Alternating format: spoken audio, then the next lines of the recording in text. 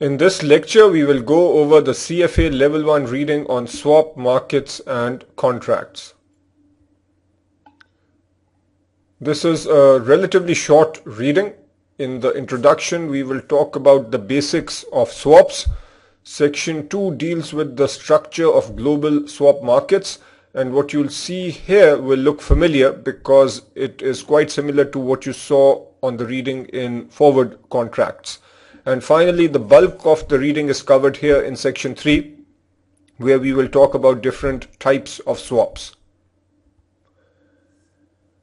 A swap is an agreement between two parties to exchange a series of future cash flows, or we can say swap future cash flows. Typically, one party makes a payment based on a random outcome or a variable such as a floating interest rate, LIBOR being perhaps one of the most popular floating rates, and the other party makes a payment based on a fixed rate. This variable payment could also be an equity return, it could be a currency rate, and so on. We'll see several examples of swaps as we cover this reading. Here, let's talk about a very simple interest rate swap where we have two parties, A and B, and let's say that they swap interest payments. A makes payments based on a floating rate. Let's say that floating rate is LIBOR, and B makes payments based on a fixed rate of, let's say, 4%. Now, the way this works is there is an initial notional principal based on which these payments are made.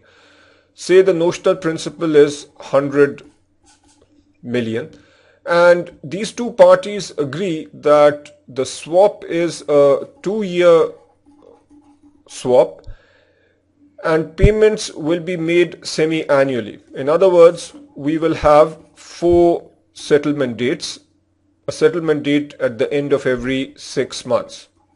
At the end of the first settlement date, party A will make a payment based on LIBOR, and party B will make a payment based on this 4% rate. The 4% rate, which is the rate that is paid by the fixed rate party, is called the swap rate. Generally, swaps are known or referred to based on the fixed rate and the duration or tenor of the swap. The rate paid by the fixed rate pair in this example is 4%. B is the floating rate pair, and this particular party is paying LIBOR. The settlements date here have been defined as twice a year or every 6 months. Generally, with interest rate swaps, we have netting. So the notional principal is netted initially, in the sense that we don't have A paying B 100 million and B paying A 100 million. That notional amount is effectively netted, and then even at each settlement date we figure out how much A owes B, how much B owes A, and then the net amount is paid by the entity which owes to the entity which is to receive the higher amount, and we'll see numerical examples later in this lecture. Termination date is where the swap ends. This overall period of the swap is called the tenor. Swaps start with a zero value at initiation. So the interest rates are set such that neither party is winning. If I take this simple example, the swap rate or the fixed rate of 4% will be set based on expectations of LIBOR over this period. So at time 0, the value is 0. The value of the swap is 0. However, as we enter the swap, when interest rates change, or if interest rates become different from what was expected, then the swap will have value. As with other derivative contracts, the swap is a contract between A and B in this case. And let's say that the interest rates start going up and they go up more than expected. Then clearly the party which is receiving the floating payment of LIBOR is benefiting. So the value of the contract is positive then for party B and negative for party A. Let's now talk about how we terminate swaps. A party might want to terminate a swap before its formal expiration. This can be accomplished in several ways. So if we have a 2-year swap and at the end of 1 year, let's say one of the parties which is paying floating wants to get out because the rates have gone up much more than expected and the rates might be going up even further. So there are a few different ways this might be done. Here is the first possible way of terminating a swap, where one party pays the swap value to the other party. On the previous slide, I mentioned that the value of the swap at time 0 is 0, but then the value changes. So if we have a situation where the value is positive for party A, negative for party B, then party B could pay A certain amount, where both A and B agree on that amount and terminate the swap. For this to happen, the swap contract needs to state upfront that this is a possible way of terminating a swap before the formal expiration. So that is mentioned here. This is possible if both parties agree at swap initiation that such a transaction can be made. The other scenario is an offsetting contract, where if party A is making a floating payment and receiving fixed, then it is possible that party A gets into another contract with C where it takes the opposite position. So here if A is paying floating, then in this contract with C it receives float and pays fixed. So effectively the float and float cancel out. Obviously the fixed rates will probably be different, but it will be a fixed or known amount. The third method is resale, where a party takes that contract and sells the contract to someone else. But as you will see on the next slide, the swap market is an over-the-counter market. It generally involves custom contracts that are created between parties. So generally this does not happen. And the final strategy is a swaption. A swaption is an option to enter into a swap. It is possible that you have party A which got into a swap to pay float and received fixed. At the time that the party entered into the swap, let's say it also purchased a swaption. A swaption is an option to enter into a swap. So if party A also purchases a swap which is opposite to this, so allows A to enter into a swap where it receives float and pays fixed, then at a later point in time, if A wants to get out of this swap, then it can exercise the swaption, take the opposite position, which would effectively offset the initial swap. If you understood this explanation, that is good. If you did not, then don't worry too much about this. Just remember the fact that a swaption is a method of terminating a swap. This material will be covered in a lot of detail at level 2. The structure of global swap markets. Swaps are custom instruments. They are traded in the over-the-counter market. As with forward markets, we have a network of dealers, which are generally large international banks and investment banks. You can look at Exhibit 1 in the curriculum for a list of major dealers and end users for different types of swaps. This is a largely unregulated market. Credit risk or default risk is a concern, but since we have these institutions which are quite credit worthy, default risk or credit risk is generally low. Now we come to the major component of this reading, which is different types of swaps. As with other derivative contracts, the type of swaps are defined by the underlying. So if the underlying is a currency, then we say we have a currency swap. If the swap is based on an interest rate, then we have interest rate swaps, and so on. Here we will focus on these three types. We can also have commodity swaps and other types of swaps, but these are not mentioned in the learning objectives, so we will not cover them. Let's start with a currency swap, and to explain the swap I will use the example in the curriculum. We have a US company called Target, which is a large retailer. This company wants to expand in Germany and needs euro. Target is not well known in Germany, so the cost of borrowing euro in Germany would be high. So what is the solution? Here is what Target could do.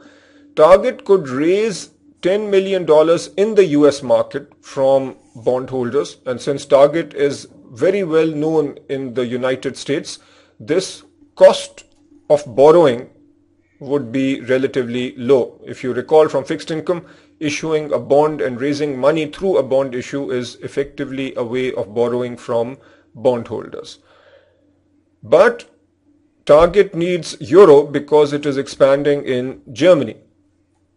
So it engages with its strategic partner, Deutsche Bank, which happens to be very well known in Germany, and Target and Deutsche Bank have a good relationship. So Target can engage in a currency swap with Deutsche Bank, where Target gives Deutsche Bank 10 million at time 0 and at the same time receives 9 million from Deutsche Bank. So effectively, Target has borrowed 9 million from Deutsche Bank and Deutsche Bank has borrowed $10 million from Target. Then on a 6-monthly basis, both companies make interest payments. So on the right hand side, we are talking about the swap. Based on the 9 million that Target borrowed, this is the 9 million euro, Target is going to make interest payments to Deutsche Bank, and the calculation of the interest payments are shown on the next slide. And since effectively Deutsche Bank has borrowed dollars, Deutsche Bank will be making interest payments in dollars. And then Target needs to make the coupon payments or interest payments to shareholders. So that is what is happening here. In this example, the amount that Target receives from Deutsche Bank is a little lower than the amount that it needs to pay bondholders. And finally, at the end of the swap, let's say that this is a 3-year swap. At the end of 3 years, Target is going to return the 10 million notional principal to bondholders. And where is the 10 million coming from? It is coming from Deutsche Bank, which is returning the 10 million that it took initially. And Target returns the 9 million euro back to Deutsche Bank. Generally, with currency swaps, the actual currency is swapped. So typically we do not do netting with currency swaps unless it is explicitly stated in the contract. So the notional principal is not netted, and also typically the interest payments are not netted. Here is the calculation. The initial swap of principal amounts is shown here. Then the semi-annual payments are calculated here. The rate on the dollar is 5.5%, and since this is semi-annual, we have 180 over 360 multiplied by 10 million. So that's the 6-monthly interest payment on dollars. This is the 6-monthly interest payment on euro. After 5 years, the principal amounts are returned. In the example that I just gave, both parties paid a fixed rate. So the party borrowing dollars paid a fixed rate on dollars, and the party borrowing euro paid a fixed rate on euro. It is also possible that the parties agree upfront that, say, the dollar party is paying a fixed rate and the euro party is paying a floating rate, Or it is possible that the dollar party pays a floating rate and the euro party pays a fixed rate. And finally, it is possible that both parties agree to pay a floating rate. This material will be covered in more detail at level 2, but I'll give you a simple scenario. Let's say that both parties agree on a floating rate where the party that borrowed dollars pays based on LIBOR and the party that borrows euro pays based on Euribor. Then the payments would look like this. Let's just say that here are the first 3 settlement dates, and let's say that we have the LIBOR and Euribor numbers. So let's say that LIBOR numbers are 4% and then 5% and 6%, and Euribor numbers 3%, 4%, 5%. There will be a certain notional principal. Let's say the notional principal is 100 million. The payment over here at the end of period 1 will be based on LIBOR and Euribor at the start of the period. So the party that is making interest payments in dollars will take 4%, and this will be de-annualized if this is a 6-month period, and that would be multiplied by the notional principal.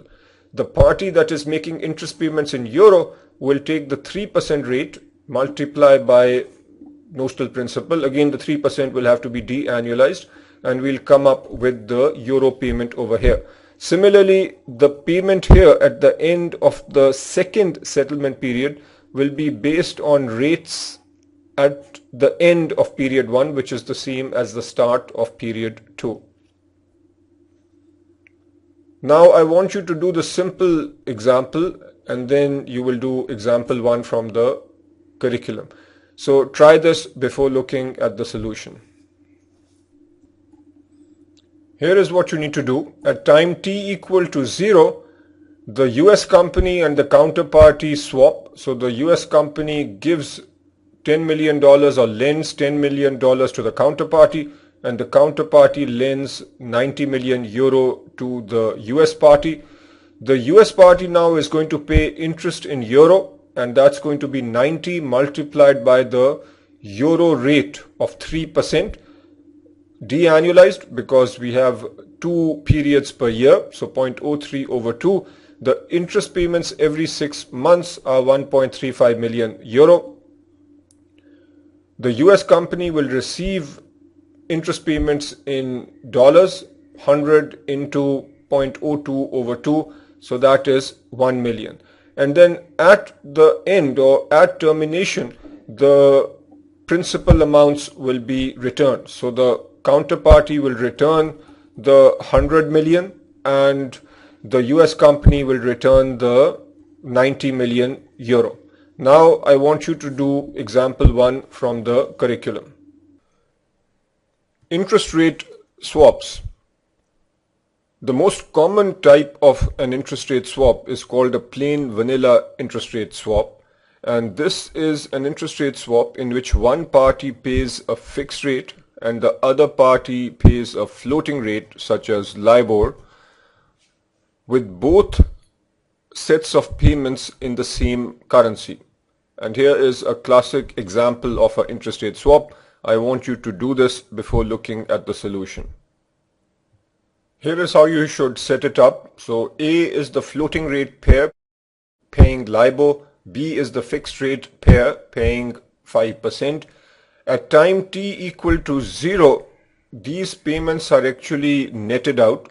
With interest rate swaps where we are dealing with the same currency, it doesn't make sense for A to give 100,000 to B and B to give 100,000 to A, so these are netted out. First settlement date is right here, end of 6 months. To calculate the payments here, we need to use LIBOR at the start of the period, which was time 0. So A pays LIBOR of 5% divided by 2, which is 2.5%. B pays 5% over 2. So at the end of period 1, there is no payment because both are equal.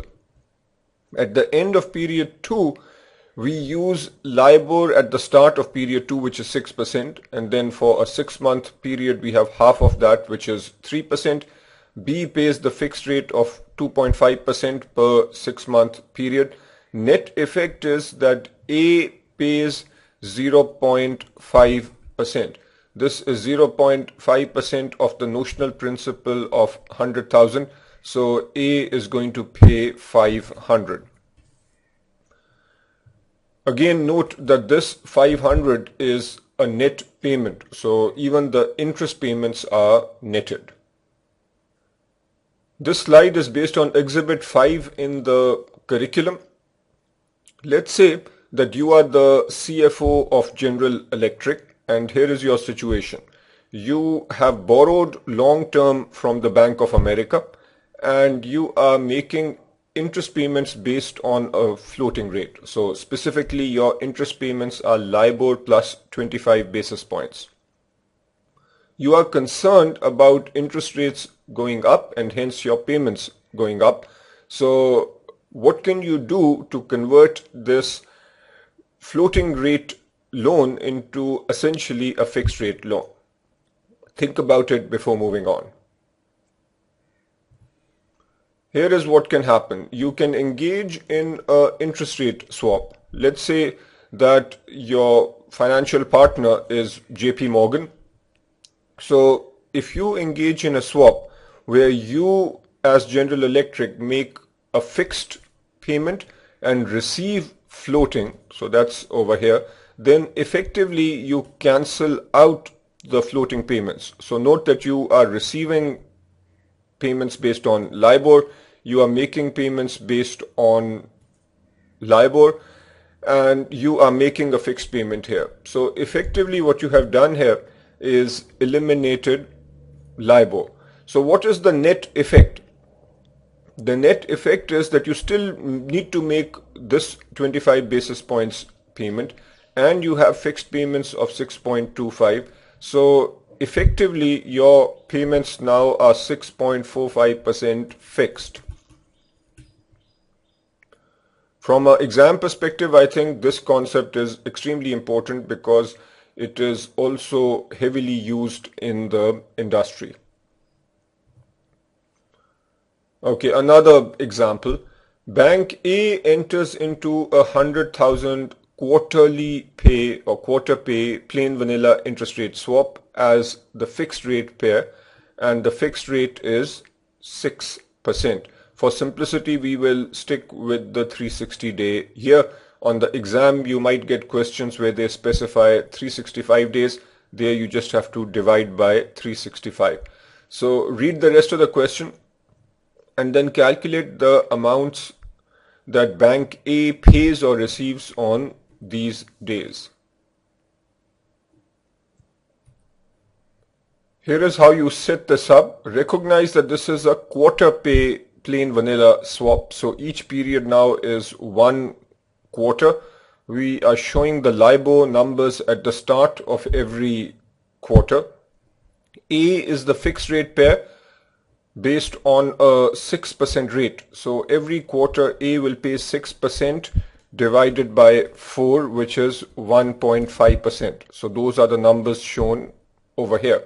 Every quarter A gets money based on LIBOR at the start of the period. So at the start of period 1, the rate is 4%, which means that over here A will get 4% divided by 4, which is 1%. The net effect is that A pays 0.5%. This is 0.5% of the notional principal. You do the same for the end of period 2, end of period 3. Here A is going to get 5% divided by 4, which is 1.25%. So the net payment that A needs to make is 0.25%.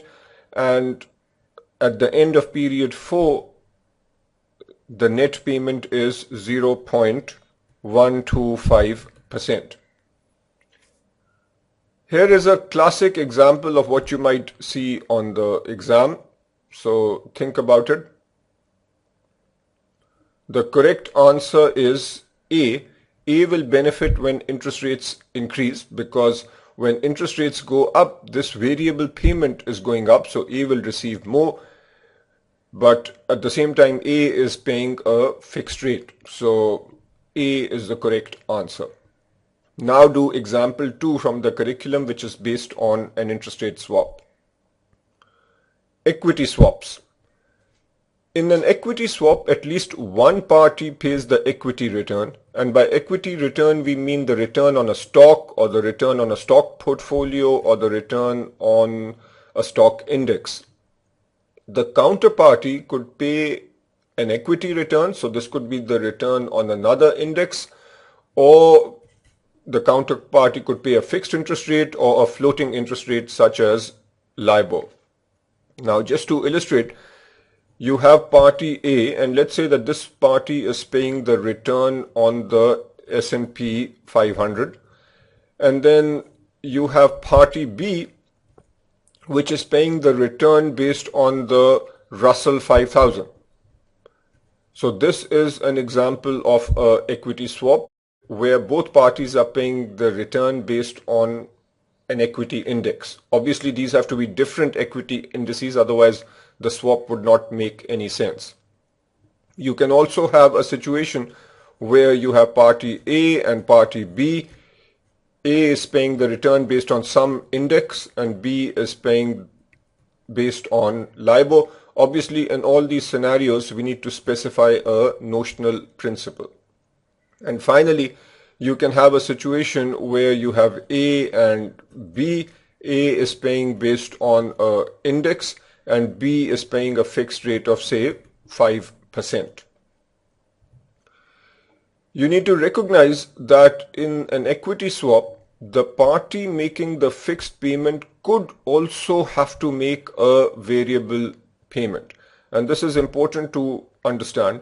Let's say that we are looking at this scenario where A is making an index payment, B is making what appears to be a fixed payment of 5%. So take a situation, we have this period where let's say that the index starts at 1000 and then at the end of the period the index is at 900. Now what is going on here? We have a situation where the index has gone down, so we can say that the index return is actually minus 10%. What are the payments involved? So over here A is making the index return. The way we look at it is A makes a payment of minus 10% and B makes a payment here of 5%. What is the overall effect? A making a payment of minus 10% means that A is actually receiving 10%. So in this scenario, what is happening is B is going to pay 5% plus minus 10%, or actually the effect over here is that B is going to pay 15%.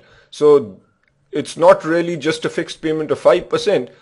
When the index goes down, this party over here, the pay fixed party, actually makes a variable payment. Here that payment is 15%. The other point to remember is that the payment is not known until the end of the settlement period. In the earlier swaps, the interest rate swap and the currency swap, the payment at the end of the period was known based on interest rates at the start of the period. But with an equity swap, since the payment is based on the equity return over the period, we only know the payment at the end of the period. So in this example, only once we know the value of the index at the end of the period can we calculate the exact amount that a given party needs to pay. Let's do some examples, and these examples will help you understand the concepts that we are talking about. I want you to try this first on your own. This is an equity swap example where one party is paying equity return and the other party is paying what is called a fixed return. Here is how you set this up. So this is you are paying based on the index return and you are receiving 5%. So the counterparty here is the fixed rate pair and you are the index return pair. In the first period, so that's the first 6 months, the index goes up from 1000 to 1100. You are paying the index return, so you pay 10% because the index went up by 10%. Conveniently, our notional principal is 100 million, so you pay 10% of 100 million, which is 10 million. You get 2.5%. Notice that the fixed rate is 5%, but this is an annualized number. We are looking at a 6-month period. So you get the rate for a 6-month period, which is 2.5%. Net effect is that you pay 7.5 million. Obviously, on the equity return front, the 10% is 10% for a 6-month period. So you don't need to de-annualize this 10% number. It is already de-annualized. In the second period, the equity return is approximately minus 18.2%. So now you are paying minus 18.2%. Paying minus 18.2% is the same thing as getting 18.2%.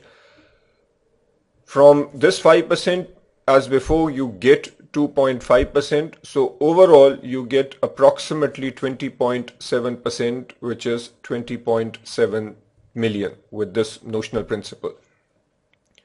So I hope that by doing this example, you also get a sense for how equity swaps can be useful.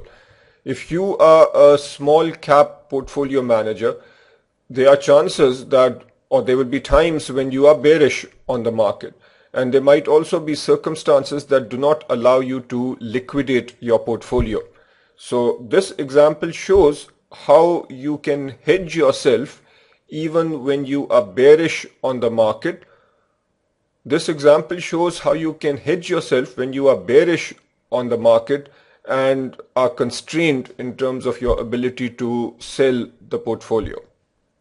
Also, this example illustrates the concept that the fixed rate pair might have to make variable payments, which is the scenario in the second period over here.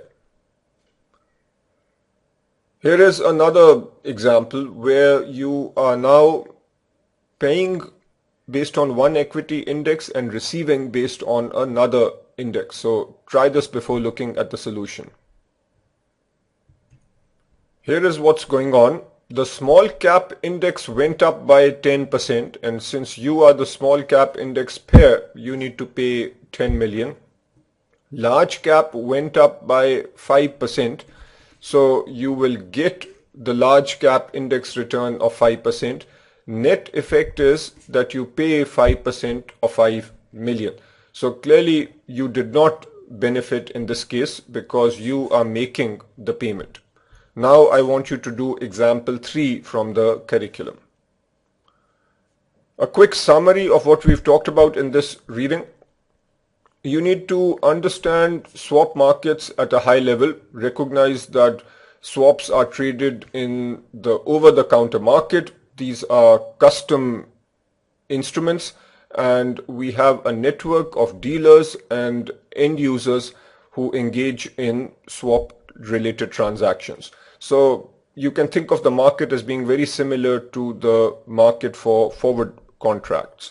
We talked about the different ways of terminating a swap. One method is that a party that is losing makes a payment based on the value of the swap to the counterparty. But for that to happen, both parties need to agree at the start or at swap initiation that this option is possible. Another strategy is to take an offsetting position with another counterparty.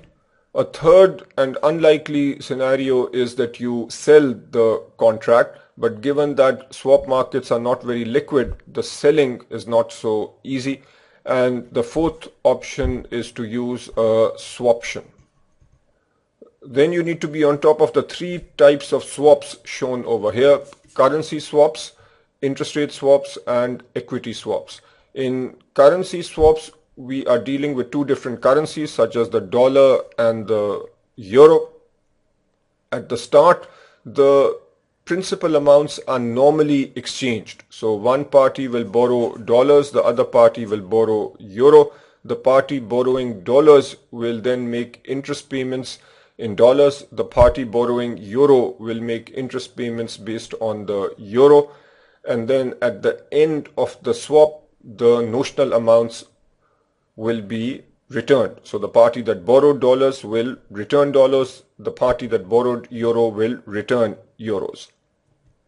With interest rate swaps, you need to be on top of the most basic type of an interest rate swap, which is called a plain vanilla interest rate swap. There, one party pays based on a floating rate such as LIBOR, and the other party pays based on a fixed rate.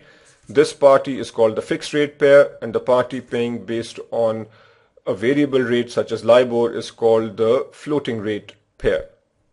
Finally, we talked about equity swaps, where at least one party is making payments based on some sort of an equity return. And the two characteristics of equity swaps which are quite testable are, number one, that the fixed rate pair at times might need to make variable payments. This is when the equity return goes down. And the second distinguishing feature is that the payment amount is determined at the end of every settlement period. As always, I want you to read the summary, review the learning objectives. There were a few examples and I asked you to do them during the lecture, but if you did not do so, you can do them now. Do the practice problems in the curriculum and also do practice questions from other sources. That is it.